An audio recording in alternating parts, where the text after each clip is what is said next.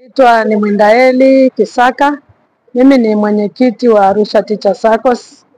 Ni SACCOS ya walimu katika jiji la Arusha. Kazi yetu kubwa ni kuweka akiba na pamoja na kutoa mikopo.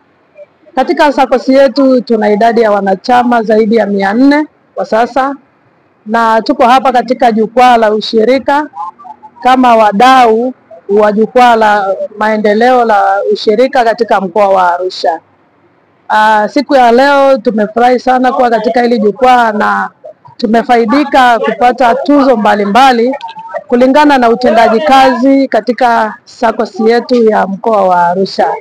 Tumepata tuzo za aina 4.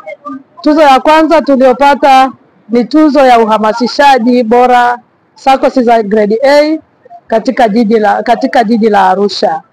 Na tuzo ya pili tuliopata ni tuzo ya utendaji kazi bora katika jiji la Arusha. Lakini tuzo ya tatu ni mshindi wa kwanza katika mkoa wa Arusha wenye ushiriki mkubwa na maendeleo makubwa, ukuaji wa hali ya juu pamoja na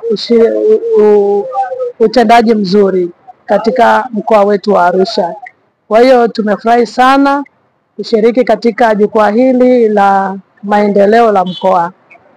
Pamoja na sisi tuna wanachama wetu ambao tuko nao hapa, wamekuja kuonyesha kazi zetu ambazo tunawasaidia.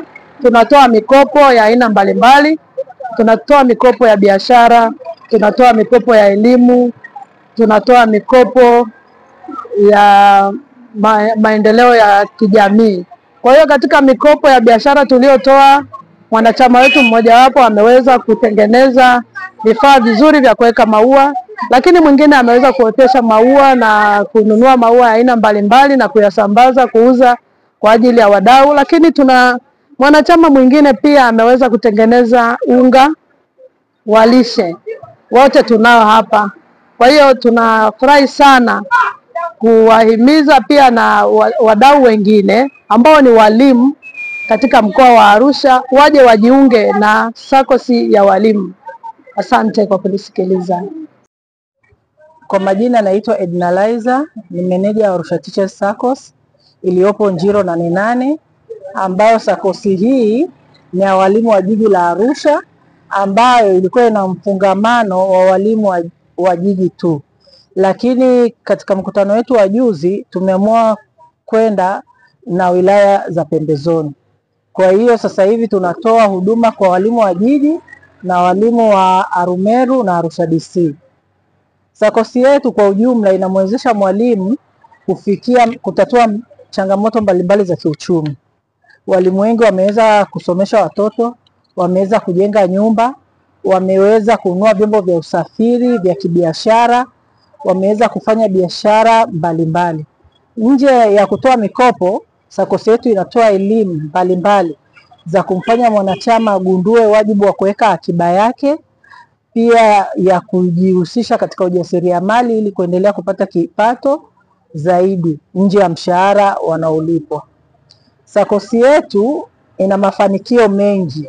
Walimu wengi wamefanikiwa, na pia tuna huduma mbalimbali, na hata kama tuna mikopo ya dharura ambao hata kama mwanachama ana mkopo lakini akapata shida ya ghafla, anaweza akaja akaomba mkopo na akapata ndani ya masaa machache. Kwa hiyo wanachama wetu wanafaidika sana.